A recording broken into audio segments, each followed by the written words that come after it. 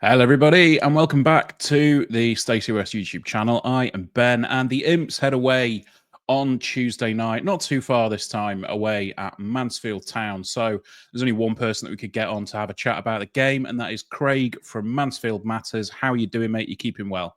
Yeah, I'm very good, thank you. Thanks so much for having us back again. Really appreciate it. No, that's all right. We really enjoyed the chat last time, and I know, obviously, when we spoke, I think it was back in August, ahead of the game at the bank. I think you guys were saying that you wanted to essentially solidify a position in League One. You didn't want to be one season wonders, and recent run of form aside, we'll come on to it. But it seems like that is an achievable goal. It looks like you guys are staking a claim to stay in the division for for at least another season. How have you felt about it so far?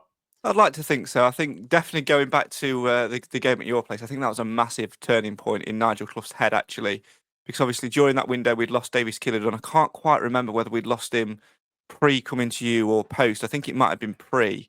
Because we didn't play very well, and the timing of the goals against you, I think you ended up winning that 4-1 winners, I think, on the day. Yeah, it was 4-1. And the timing of the goals probably made it look a little bit more one-sided than maybe it was, but we were dreadful in parts, especially sort of defensively. And we were still sort of setting up in that 4-4-2 diamonds at the time, which of course Davies Killardon was a massive part of.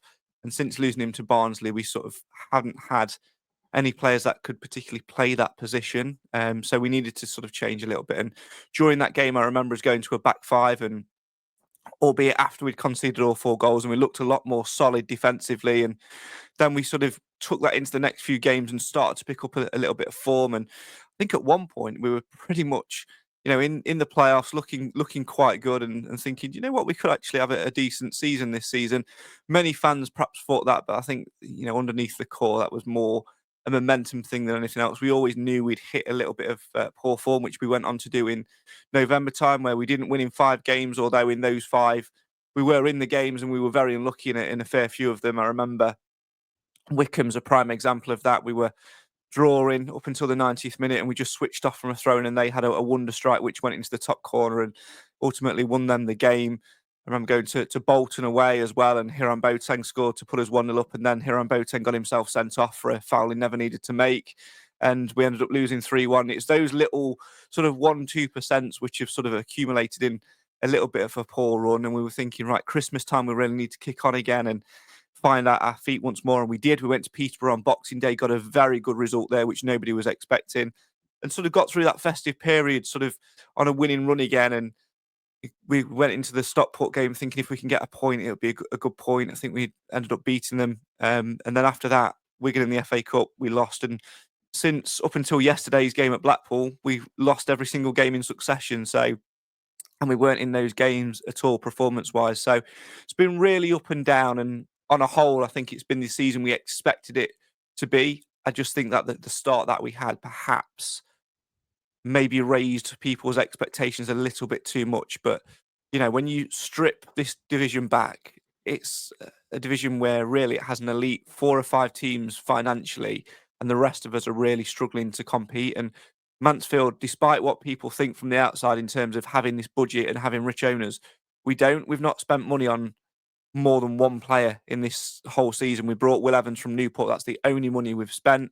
We've sold players to get some finances in, and we've not invested in the squad. And if you look at our form, January through till now, that's showing. And the fact that we didn't invest the money that we recouped from Davies Killardon, from Ollie Clark being sold to Swindon, from Will Swan being sold to Crawley, we've not invested that, and it's showing. So we're where we are. We are struggling performance-wise at the minute, but on the whole, it's been the season that we expected it to be. And I still maintain, exactly like I did in August when I was on here, if we finish 5th from bottom, perfect.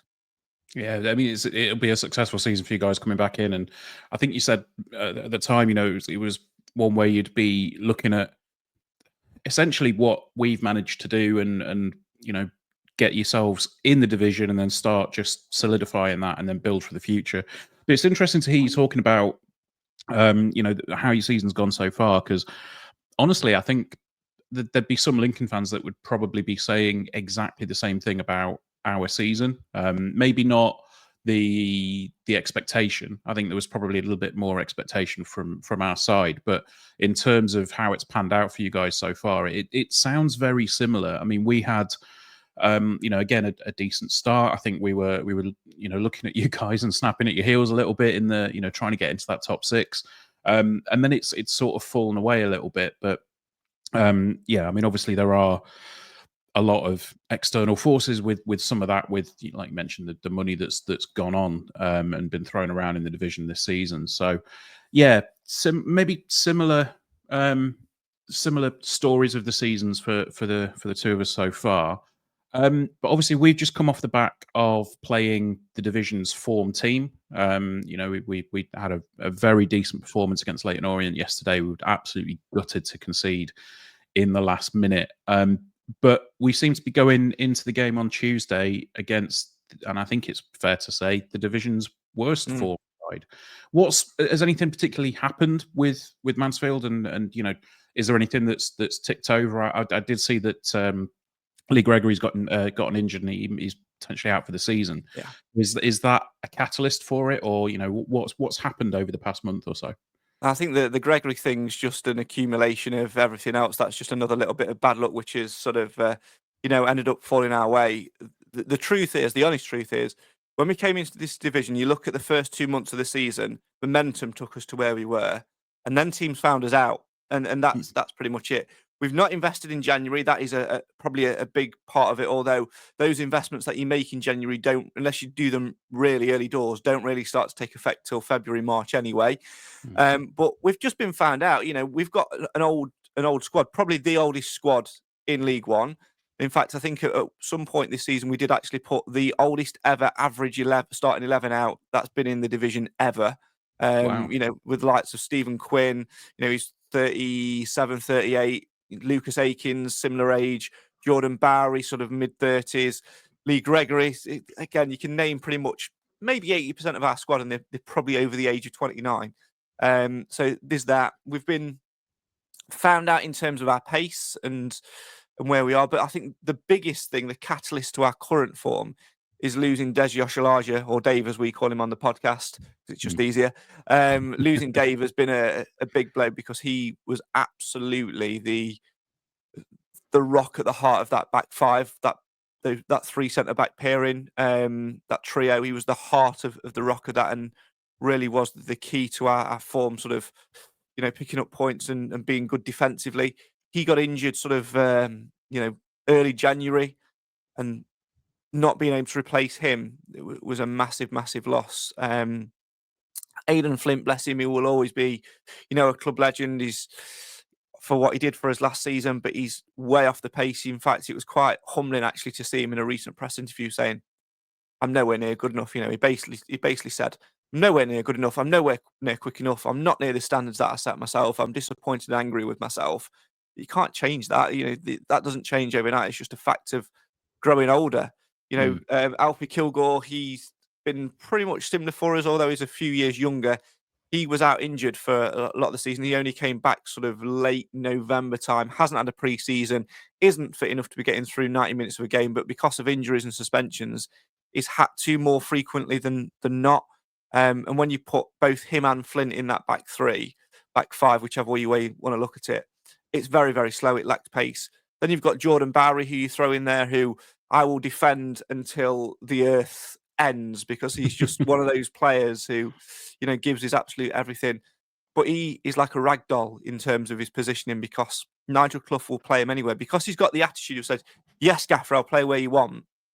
He's played right wing back, right side centre back, the centre of the three, left side centre back, left wing back, played in midfield. He's had 10 minutes up front where he had a nosebleed and realised that he wasn't a striker anymore because he couldn't finish. All of those positions in that back five are completely different. You look at it, oh no, well, it's just defending. Well, it's not. It's about where your body shape is. It's about where your movement is. It's about the role that you have to do. And to play those roles all in one game throughout the trajectory of a game is impossible for a player, really, especially a player that's only converted to a defender in the last 2-3 seasons or so. He's still on that journey. So I feel a little bit sorry for him. He's been a bit of a scapegoat. You've got Elliot Hewitt at right wing back, who again, like Alfie Kilgore, had a long-term injury. He's come back in this season. He's playing regularly, but the poor lad can't get past 60 minutes without breaking down in terms of his fitness going through games. He'll play the 90, but teams just go, right, ping it over his shoulder. He can't run, and he's done. And then you throw into the mix as well a really weird one with George Williams, bless him. Obviously, George Baldock, who was at MK Dons, passed away, didn't he, late last year? And George Williams, who was at MK Dons with him, was really, really good friends. He took that really, really badly. Had a lot of time off from football, and that is, of course, what you need to do. You put your mental health first and foremost.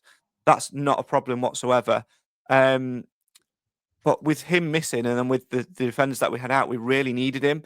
Obviously, Clough couldn't call up, and he needed to be ready mentally. And all throughout January, we were thinking, right, well, if he's not going to be right, let's support him and sort of keep paying him and look after him and do what we need to do. But let's unregister him and let's get a defender in. But we didn't. Whether or not Clough had in the back of his mind that Williams would come back, I don't know. Because yesterday at Blackpool, he did. He was in the starting 11. He's been with the squad the previous 2 games, sort of doing the warm-ups and stuff, and he's been back in training. And he was an absolute, breath of fresh air for us. We were better defensively. And even though we ended up conceding 3 goals and drawing 3-3 from winning 3-1, his influence gave us that bit of pace. It gave us that bit of defensive nous and really sorted it out. So I think the run of form that we've been on has basically been down to losing 1 or 2 key players, coupled with the fact that we've not invested and that we've just been found out in terms of age and pace. And the summer will be quite interesting to see what we do, because Nigel Clough's out of contract. He's openly said that his wife wants him to retire and that he's thinking about retiring as well. So do we give him another contract and put him in a job that he perhaps is going to leave in another year, 2 years anyway? Or do we bring in a new manager, coupled with the fact that 85% of our playing squad are out of contract in the summer? It's a massive, massive rebuild, and it would just be whether or not it's a Clough rebuild or a new manager rebuild. And then the caveat to that is, are the owners going to back him financially? We don't know. Yeah, and I think we briefly chatting off air, and we said that with regard to the transfer window, I think you've only really brought in 3 in the last window. I think a couple of those were loans. I'm not sure if all of them. All of them. All 3 were loans. Yeah, there we go. So, is there a reason for that one, do you think, or is it just like you say, if there's a lack of backing and there's maybe one eye on the summer to see if there's a bigger rebuild coming in, and how's that gone down with the fan base? I think it's an accumulation of all 3 points that you mentioned there. A vision on the summer, maybe a little bit of lack of backing, but also other factors as well. I think one thing that the Radfords do is they say they want Mansfield Town Football Club to be self-sufficient, and that's fine as a business model. We're not Wrexham, we're not Birmingham, we're not your Wickhams. We've not got a load of money to chuck at it, and we're not expecting a promotion either. Like I said, the goal has always been finish 5th from bottom, and anything above that is an overachievement. And they'll know that as well. And I think the problem will be that even when we were losing games in November, we were still putting in the performances. So they would have looked at it and just gone, well, Nigel, you don't need any new players in because you're still getting the performances. And then we hit the bad spell in January, which gave them a little bit of a catalyst to say, well, obviously we do. And at Shrewsbury, I don't know whether it's me reading too much into it or whatever, but I genuinely felt there was a subtle dig towards the owners from Clough after the Shrewsbury game. We were winning 1-0, they go down to 10 men, and all of a sudden we collapse and they ended up winning, 2-1. Gareth Ainsworth really turning things around for them. But Clough is furious after the game. It's the worst and lowest he's felt in all of his managerial career, which he openly says is in his interview. He's asked, are we going to bring in any new players in? And he says, we have to. We have to. And what positions do you want, Nigel? Don't care. I just need 2 bodies. And we then went out and signed 2 on loan on deadline day. And I think if it wasn't for that sort of angry answer, I don't think the checkbook would have been given to him to enable him to sign those players on loan. So we'd already signed Matty Craig at the start of the window, but on loan from Tottenham. He was recalled from Barnsley. He got the curse of Mansfield Town's training ground though, and he's now injured, having played 2 games. So we'll see what happens with him. Caelan Vickers, who we've got on loan from Brighton, good young prospect. He's really excited fans since coming in. Although yesterday, you could see that the tiredness had sort of hit him. We've played 3 games in quick succession. A lot's been put on his shoulders. He's carried us a little bit, and he was isolated up front. So he needs a little bit of a rest. But we've got games coming thick and fast. And then Jordan Rhodes on loan from Blackpool, who we really needed yesterday because Lee Gregory's out injured, but we couldn't play him because it's against his parent club. Yeah. So it was a bit of a difficult one.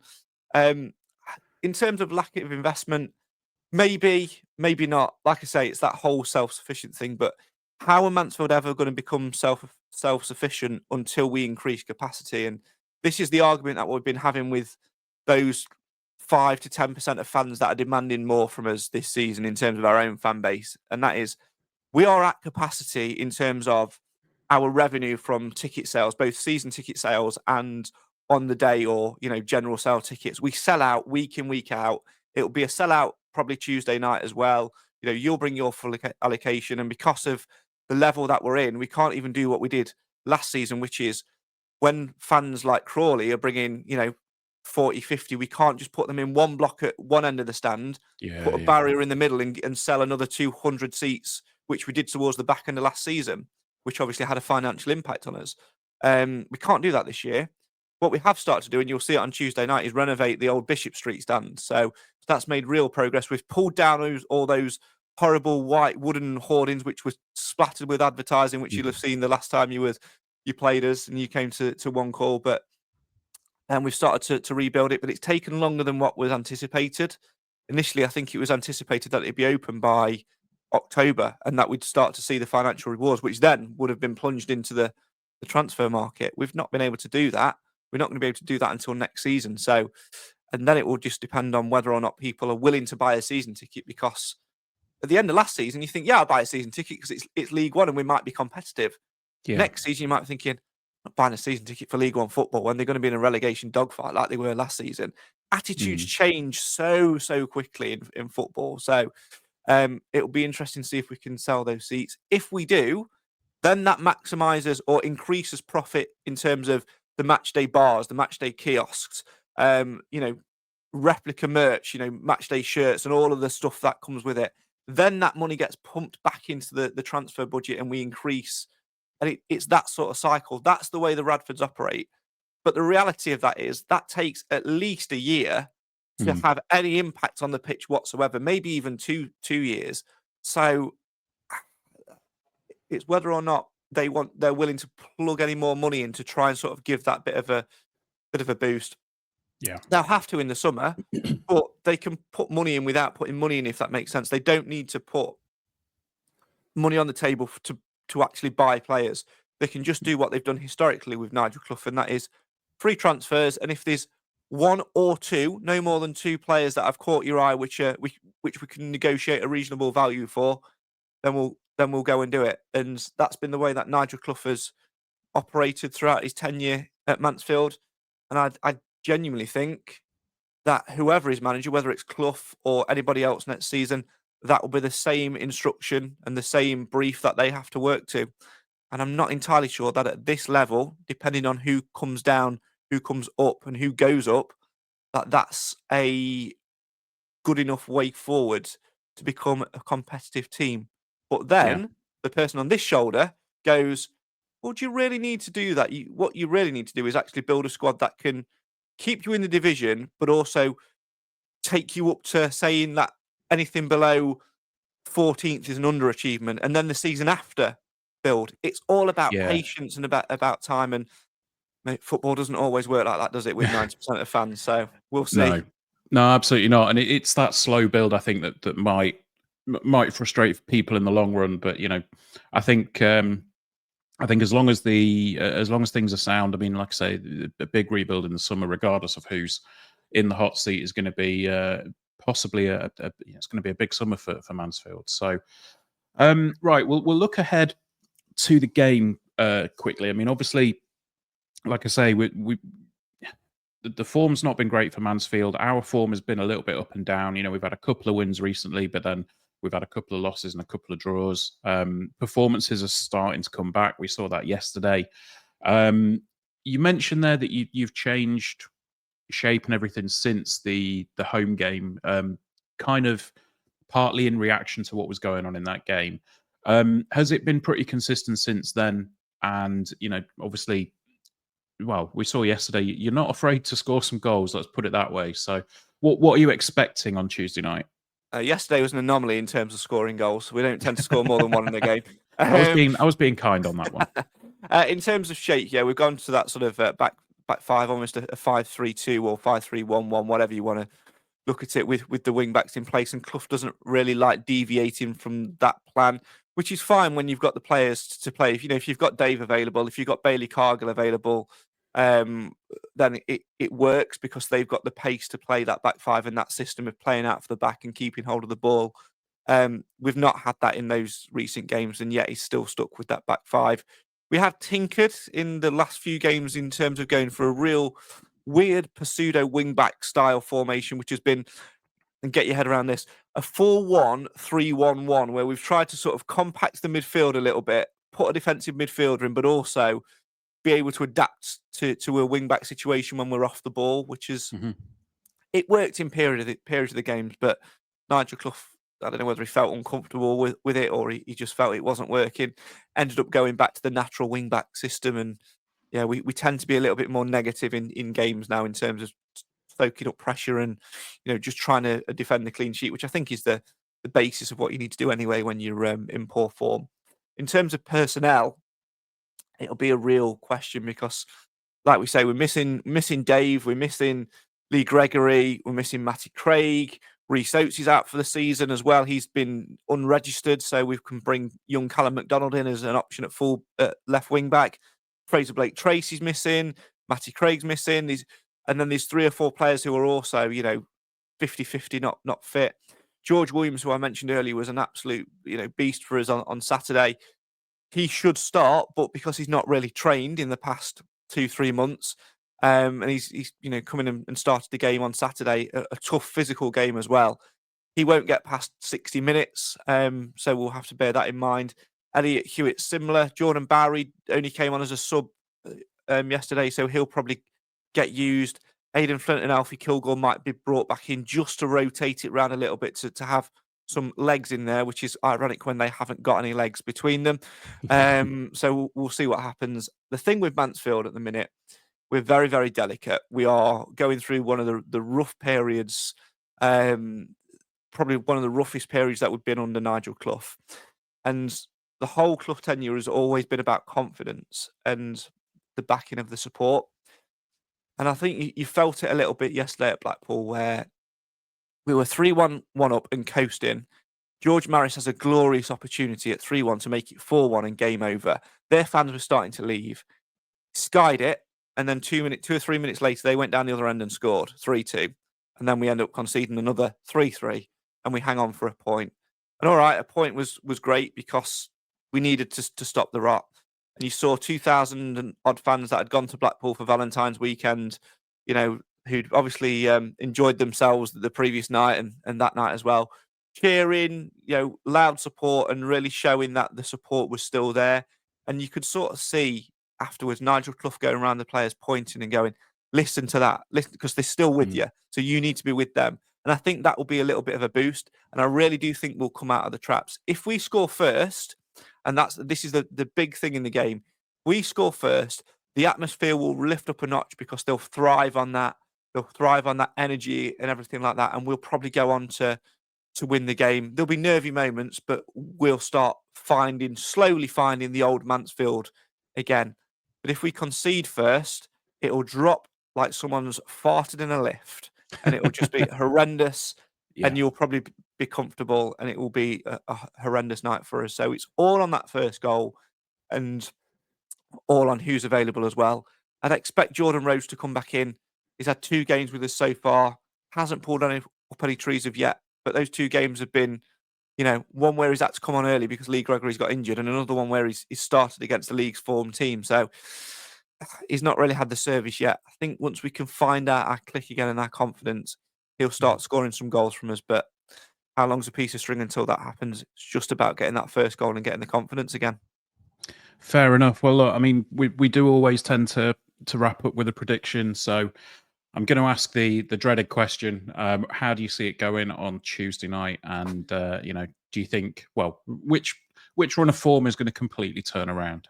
Well, we always do our predictions on the podcast, and we won't do one before your game. So we wrote them down beforehand. So three of us went for a Stags victory, and one of us went for a draw. So maybe we're feeling confident that we might turn it around a little bit. I went for a draw, albeit a 1-1 draw yesterday at Blackpool. Ended up being 3-3. And then I put a 3-0 win against you guys. So I think I'm going to change that round. We scored 3 at Blackpool. I think we'll narrowly win 1-0. That's fair enough. So as long as the aggregate's all right, you'll be okay. Exactly.